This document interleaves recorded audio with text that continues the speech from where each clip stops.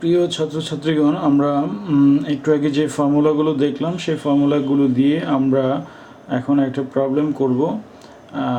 তো আমাদের প্রথম যে চ্যাপ্টারটা ছিল যে RCC member subjected to axial force, এই ধরনের একটা প্রবলেম আমরা দেখব। একটা আরসিসি মেম্বার দেয়া আছে যেটা অ্যাক্সিয়াল ফোর্স, অর্থাৎ দুই ধরনের অ্যাক্সিয়াল ফোর্স, অ্যাক্সিয়াল কম্প্রেশন এবং অ্যাক্সিয়াল টেনশনে যদি এর মধ্যে অ্যাপ্লাই করা হয়, অ্যাক্সিয়াল ফোর্স অ্যাপ্লাই করা হয়, তাহলে এর যে বিভিন্ন কম্পোনেন্ট আছে সেই কম্পোনেন্টগুলো কী ধরনের স্ট্রেস বা লোড ক্যারি করে সেগুলো আমরা বের করা দেখব এই প্রবলেমটির মধ্য দিয়ে। প্রবলেম এক্সাম্পল নাম্বার 1-এ যেটা বলা আছে, আমি এক্সাম্পল নাম্বার 1টা আগে একটু রিড করি আপনাদের জন্য। যে এক্সাম্পল নাম্বার 1-এ যেটা বলা আছে যে calculate the ultimate nominal compression and tensile force capacity of the RC section শোন বিলো। অর্থাৎ একটা আরসিস রিইনফোর্স কংক্রিট সেকশন দেখানো আছে নিচে, এবং আমাদেরকে এর আলটিমেট কি ফোর্স ক্যারি করবে both in compression and in tension সেটা আমাদের বের করতে হবে। অর্থাৎ ম্যাক্সিমাম কত টেনসাইল ফোর্স হবে এবং ম্যাক্সিমাম কত কম্প্রেসিভ ফোর্স এটা ক্যারি করতে পারবে সেটা বের করতে হবে। 2 নম্বর বিতে যেটা বলা আছে, also calculate the stresses in concrete and steel when the section is subjected to 1/10 its ultimate load and 1/2 its ultimate load. অর্থাৎ এই যে আরসি মেম্বার আছে সেই আরসি মেম্বারের কংক্রিট এবং স্টিল কি পরিমাণ স্ট্রেস ক্যারি করবে যখন আলটিমেট লোড 10/1 হয়। অর্থাৎ বি এর 1-এ যেটা বলা আছে যে আলটিমেট লোড যখন 10/1 হবে তখন কংক্রিট কি পরিমাণ স্ট্রেস ক্যারি করবে এবং স্টিল কি পরিমাণ স্ট্রেস ক্যারি করবে। এবং বি এর 2 নম্বরে যেটা বলা আছে যে কংক্রিট এবং স্টিল কি পরিমাণ স্ট্রেস ক্যারি করবে যখন আলটিমেট লোড অর্ধেক হয়, 1/2 মানে অর্ধেক যখন হয়। তো এগুলো আমাদের বের করতে হবে। তো প্রথমেই আমরা যেটা আছে নমিনাল বা আলটিমেট কম্প্রেশন এবং আলটিমেট টেনসাইল ফোর্স ক্যাপাসিটি বের করি। তাহলে ওইটা বের করলে ওই যেটা ক্যাপাসিটি বের হবে, অর্থাৎ ম্যাক্সিমাম যেটা ক্যারি করতে পারবে সেটাকে আমরা একবার 10/1 করে নিব এবং আরেকবার অর্ধেক করে নিয়ে এই যে কম্পোনেন্টগুলো আমাদের বের করতে বলা হয়েছে সেগুলো ইনশাল্লাহ বের করব। এখানে কিছু ইনফরমেশন দেয়া আছে, ইনফরমেশনগুলো আমি দেখাই আপনাদের। এখানে প্রথমেই বলা আছে যে এফসি প্রাইম = 3 KSI, অর্থাৎ crushing strength of concrete FC prime দেয়া আছে 3 KSI, FY বলা আছে 60 KSI, এবং modulus of elasticity of steel ES = বলা আছে 29 × 10⁶ PSI। এই ইনফরমেশনগুলো দেয়া আছে এবং একটা আরসিসি মেম্বার দেয়া আছে যার দুইটা ডাইমেনশন, একটা ডাইমেনশন হচ্ছে 10 ইঞ্চ এবং অপর ডাইমেনশন হচ্ছে 12 ইঞ্চ। তার মধ্যে 4টা রিইনফোর্সমেন্ট আছে, 4টা রিইনফোর্সিং বার আছে, 4টা নাম্বার 6 বার যেটা আমরা বলি, 4টা নাম্বার 6 বার আছে। তো মোটামুটি এই ইনফরমেশনগুলো দেয়া আছে। এখন আমাদের এই প্রবলেমটা সলভ করতে হবে। তো প্রথমেই আমরা সলিউশনে যাই। সলিউশনে বলা আছে, দেখেন, for FC prime = 3 KSI = 3000 PSI, অর্থাৎ 3 KSI বলা আছে, সেটাকে কিপ থেকে যদি আমরা পাউন্ডে নিতে চাই তাহলে 1000 দিয়ে মাল্টিপ্লাই করতে পারি। 1000 দিয়ে যদি এটাকে মাল্টিপ্লাই করি তাহলে 3 × 1000 আমরা বলতে পারি 3000 PSI. The tensile strength and modulus of elasticity of concrete are approximated by, অর্থাৎ কংক্রিটের ক্র্যাশিং স্ট্রেংথ যদি 3 KSI এর মতো হয় তাহলে টেনসাইল স্ট্রেংথ এবং মডিউলাস অফ ইলাস্টিসিটি আমরা বের করতে পারি এই ফর্মুলাগুলো দিয়ে। Tensile strength of concrete FT prime = আমরা বলতে পারি 6√FC প্রাইম, 6√FC প্রাইম। এটা দিয়ে কংক্রিটের টেনসাইল স্ট্রেংথ বের করতে পারি। তাহলে টেনসাইল স্ট্রেংথ = আমরা পাই 6 রুট ওভার এফসি প্রাইম সমান যদি 3000 PSI লিখি তাহলে এটা হচ্ছে আমাদের 330 PSI, যেটা হলো কংক্রিটের টেনজাইল স্ট্রেংথ। এবং যেহেতু আমাদের modulus of elasticity of concrete দেয়া নাই, কিন্তু আমরা একটা ফর্মুলা জানি, যদি কংক্রিটের ক্রাশিং স্ট্রেংথ 3 KSI হয় তাহলে modulus of elasticity of concrete আমরা সমান বলতে পারি EC equals to 57,500 into root over FC prime. হ্যাঁ, তাহলে 57,500 into root over FC prime 3000 PSI যদি লিখি তাহলে আমাদের ইসি সমান আমরা পাচ্ছি 3.15 ইন্টু 10⁶ PSI। হ্যাঁ, তো এখন আমরা যেহেতু আমাদের modulus of elasticity of steel ES এর মান দেওয়া আছে 29 ইন্টু 10⁶, এবং মডুলাস অফ ইলাস্টিসিটি অফ কংক্রিটের মানটা আমরা এখন বের করলাম, আমরা মডিউলার রেশিও N এখন বের করতে পারি। তাহলে মডিউলার রেশিও N সমান আমরা জানি modulus of elasticity of steel divided by modulus of elasticity of concrete. তাহলে আমরা লিখতে পারি 29 ইন্টু 10⁶ ডিভাইডেড বাই 3.15 ইন্টু 10⁶। এইটাকে যদি আমরা ক্যালকুলেট করি তাহলে এটা অ্যাপ্রক্সিমেটলি আসে আমাদের 9 আসে। তো এই পর্যন্ত আমাদের যেগুলো রিকোয়ার্ড ইনফরমেশন সেগুলো আমরা বের করে নিলাম, এগুলো আমাদের পরবর্তীতে কাজে লাগবে। আচ্ছা, এরপরে আমরা দেখি আমাদের যে মেম্বারটা দেয়া আছে সেই মেম্বার থেকে আমাদের টোটাল এরিয়া বা গ্রস এরিয়া AG বের করতে হবে, স্টিলের এরিয়া AS বের করতে হবে এবং কংক্রিটের এরিয়া AC বের করতে হবে। তাহলে আমরা এখানে দেখছি যে মেম্বারটা দেয়া আছে সেই মেম্বারের দুইটা ডাইমেনশন, একটা হচ্ছে 10 ইঞ্চ আর একটা হচ্ছে 12 ইঞ্চ।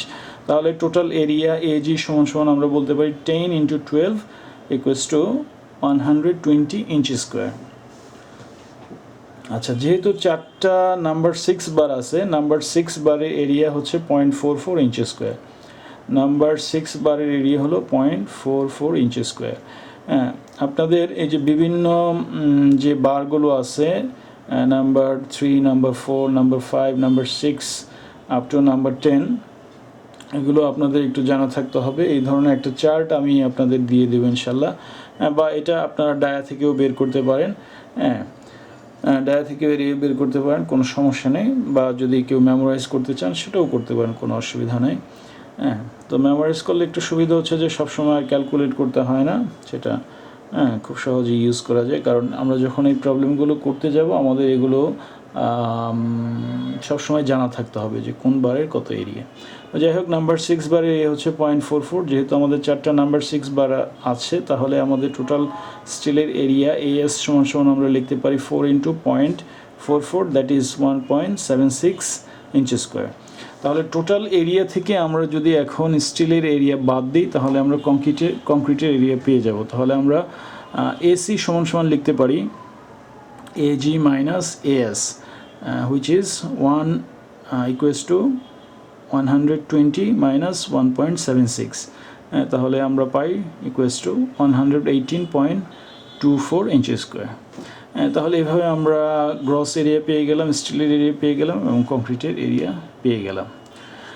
তাহলে এখন আমাদের দুইটা আমাদের পয়েন্ট বের করতে বলেছে। পয়েন্ট এতে বের করতে বলা হয়েছে যে আলটিমেট নমিনাল কম্প্রেশন এবং আলটিমেট বা nominal টেনজাইল force capacity of the section. তাহলে এটার যে ফর্মুলা, হ্যাঁ, প্রথমে আমরা এটা দিয়ে বের করতে পারি PN কম্প্রেশন, যেটা PN equals to 0.85 FC prime into AC plus FY into AS, এটা হচ্ছে আন্ডার কম্প্রেশন লোড বা আন্ডার কম্প্রেশন ফোর্স। তাহলে এখানে এই ফর্মুলাতে যদি মানগুলো বসাই 0.85 ইন্টু FC প্রাইম সমান আমরা জানি 3 KSI ইন্টু AC সমান আমরা জানি 118.24 প্লাস FY আমরা জানি 60 ইন্টু AS সমান আমরা জানি 1.76। তাহলে এই টোটালটা যদি আমরা ক্যালকুলেট করি এখান থেকে আমরা পাই ultimate nominal force at compression for this member will be 407.11 kip, 407.11 kip. যেহেতু এখানে আমরা এই যে স্ট্রেসটা অর্থাৎ ক্র্যাশিং স্ট্রেংথ অফ কংক্রিট এবং ইল্ডিং স্ট্রেংথ অফ স্টিল এটা কেএসআইতে ইউজ করেছি, এই জন্য এখানে ফোর্সটা কিপে আসবে। তাহলে এটা আমাদের আসতেছে 407.11 কিপ। আচ্ছা, এরপরে আমরা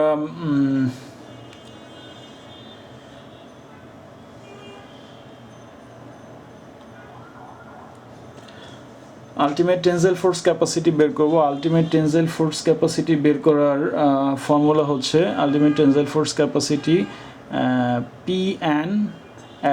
পিএনটি, যেটা পিএনটি সমান হলো FY ইন্টু AS। যেহেতু আলটিমেট টেনসাইল ফোর্স ক্যাপাসিটি যখন আমরা বের করব তখন কংক্রিট কোনো টেনসাইল ফোর্স ক্যারি করতে পারে না, কারণ লোড বেড়ে যায়, যার ফলে টোটাল স্ট্রেসটাই বা টোটাল লোডটাই স্টিলকে ক্যারি করতে হয়। সেজন্য এখানে শুধু স্টিলের কম্পোনেন্ট আছে FY ইন্টু AS।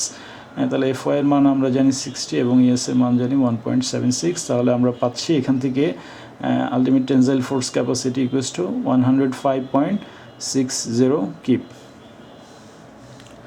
আচ্ছা, এটা আমাদের যেটা বের করতে বলা হয়েছে যে ultimate nominal tensile force capacity এবং কম্প্রেশন ফোর্স ক্যাপাসিটি, সেটা বের হয়ে গেল। এখন আমাদের বিতে যেটা বলা হয়েছে যে আলটিমেট টেনসাইল স্ট্রেংথ যদি 1/10 বা 10 ভাগের 1 ভাগ হয়, তাহলে স্টিল এবং কংক্রিট কী পরিমাণ স্ট্রেস ক্যারি করবে সেটা বের করতে বলা হয়েছে বি এর 1 নম্বরে। তাহলে আমরা প্রথমেই এটা বের করি যে if ultimate strength is 1/10, ultimate strength যদি 10 ভাগের 1 ভাগ হয়, তাহলে কম্প্রেসিভ ফোর্স কত হবে? তাহলে আমরা লিখতে পারি PC ইকুয়ালস টু PN/10। তাহলে PN আমরা পেলাম 407.11 অ্যাট কম্প্রেশন, ডিভাইডেড বাই 10 করলে আমাদের কম্প্রেসিভ ফোর্স আসতেছে 40.71 কিপ। তাহলে এখন আমরা স্ট্রেস বের করব যে কংক্রিটে কী পরিমাণ স্ট্রেস থাকবে। কংক্রিটের স্ট্রেস বের করার জন্য আমরা 2 নম্বর ইকুয়েশন যেটা দেখলাম সেটা ইউজ করব। 2 নম্বর ইকুয়েশনে আমাদের বলা আছে PC equals to FC into AC plus N into AS, এটা বলা আছে। তাহলে এখানে আমরা পিসির মান জানি। পিসি আমাদের ফোর্স বলা আছে যে 10 ভাগের 1 ভাগ হবে, তাহলে 10 ভাগের 1 ভাগ সমান আমরা লিখব 40.71। আর এখানে আমরা বের করব FC অর্থাৎ স্ট্রেস অ্যাট কংক্রিট। তাহলে এরিয়া অফ কংক্রিট আমরা জানি AC সমান 118.24 প্লাস N সমান আমরা জানি 9 এবং AS সমান আমরা জানি 1.76। তাহলে এই সবগুলো মান যদি এই ইকুয়েশনে বসাই, এখান থেকে আমরা FCর মান পেয়ে যাই। FC সমান আমরা পাচ্ছি 0.303 KSI। যেহেতু এটা স্ট্রেসের ইউনিট হবে KSI বা কিপ পার স্কোয়ার ইঞ্চ। স্ট্রেসের ইউনিট হয়ে থাকে KSI, PSI বা MPa, মেগাপাস্কেল। যাই হোক, KSI মানে হচ্ছে কিপ পার স্কোয়ার ইঞ্চ। এটা পেয়ে গেলাম আমরা স্ট্রেস অ্যাট কংক্রিট, অর্থাৎ কংক্রিটে যে পরিমাণ স্ট্রেস কাজ করবে সেটা। তাহলে এখন স্টিলে কী পরিমাণ স্ট্রেস কাজ করবে সেটা আমরা বের করতে পারি। সেটার জন্য আমাদের বের করতে হবে FS ইকুয়ালস টু আমরা জানি N ইন্টু FC। তাহলে এই ইকুয়েশন যদি আমরা ইউজ করি FS equals to N into FC, N সমান আমরা জানি 9 এবং FC সমান আমরা পেলাম 0.303। তাহলে এখান থেকে আমরা পাই FS ইকুয়ালস টু 2.73 KSI, অর্থাৎ স্ট্রেস অ্যাট স্টিল হবে 2.73 KSI। এটা কখন হবে? এটা যখন লোডের পরিমাণ 10 ভাগের 1 ভাগ হবে তখন। আচ্ছা, যখন টেনসাইল লোডের পরিমাণ 10 ভাগের 1 ভাগ হবে তখন কি হবে? টেনসাইল লোড আমাদের বের করতে হবে প্রথমে। তাহলে PT সমান আমরা পাই PNT ডিভাইডেড বাই 10 যদি করি, তাহলে আমরা পাই 105.6 ডিভাইডেড বাই 10। তাহলে আমাদের টেনসাইল ফোর্স আসতেছে 10.56 কিপ। আমরা লোডটা পেয়ে গেলাম। এখন আমরা দেখব স্ট্রেস কত হয়। স্ট্রেস আমাদের বের করতে হবে। বের করার ইকুয়েশন হচ্ছে 4 নম্বর যে ইকুয়েশনটা। 4 নম্বর আমাদের ইকুয়েশন ছিল PT equals to FT into AG plus N-1 into AS।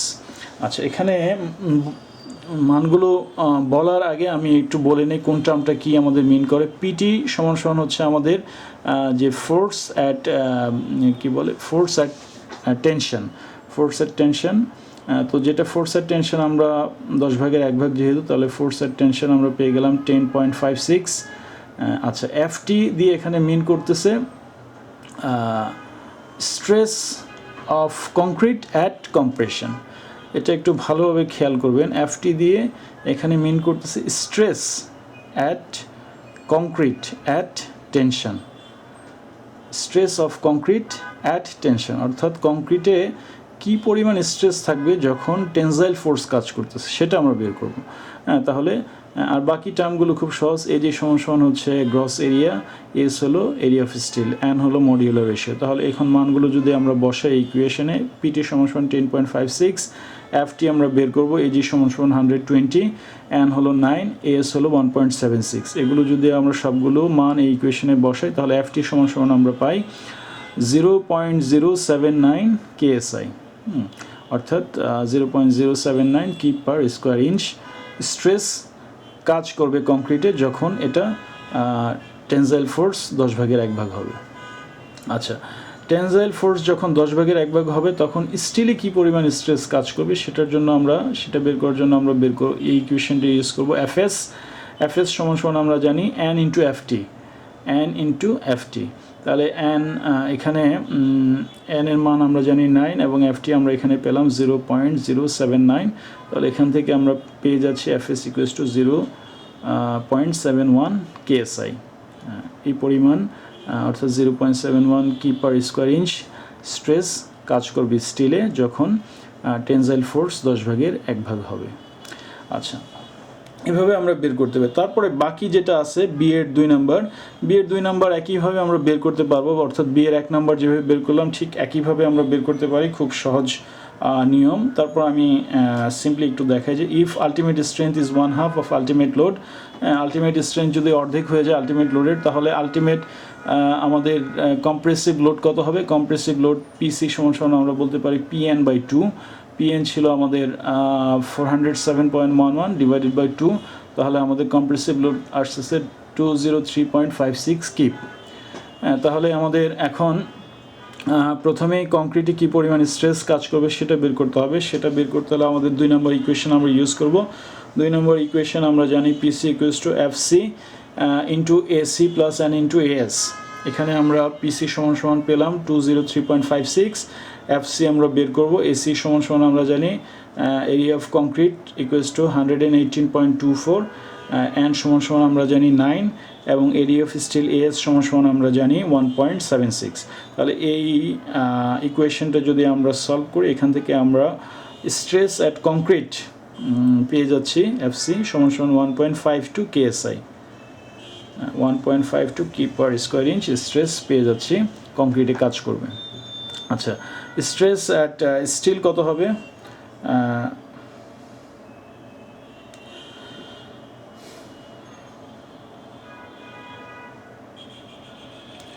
Stress at still আমরা বের করতে পারবো এই ফর্মুলাটা দিয়ে, এফএস ইকুয়ালস টু এনএফসি আমরা জানি, এন এর মান হলো 9 এবং এফসি আমরা এখানে পেলাম 1.52 কেএসআই। তাহলে এটা যদি আমরা এখানে সলভ করি 9 ইন্টু 1.52, তাহলে এফএস সমান আমরা পাই 13.66 কেএসআই, অর্থাৎ স্টিলে 13.66 কিপ পার স্কোয়ার ইঞ্চ পরিমাণ স্ট্রেস কাজ করবে যখন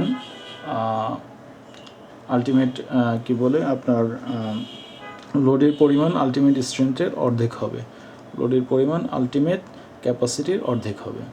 আচ্ছা, যখন লোডের পরিমাণ আলটিমেট টেনজাইল ক্যাপাসিটির অর্ধেক হবে তখন কী হবে সেটা আমাদের দেখতে হবে। আমরা জানি আলটিমেট টেনজাইল ক্যাপাসিটি হচ্ছে আমাদের 105.6 কিপ। তাহলে পিটি সমান আমরা বলতে পারি পিটি ইকুয়ালস টু PNT/2। তাহলে পিএনটি আমরা জানি আলটিমেট টেনজাইল ক্যাপাসিটি হচ্ছে 105.6 ডিভাইডেড বাই 2 করলে আমাদের লোড আসতেছে 52.8 কিপ। তাহলে আমাদের আলটিমেট টেনজাইল ক্যাপাসিটি অফ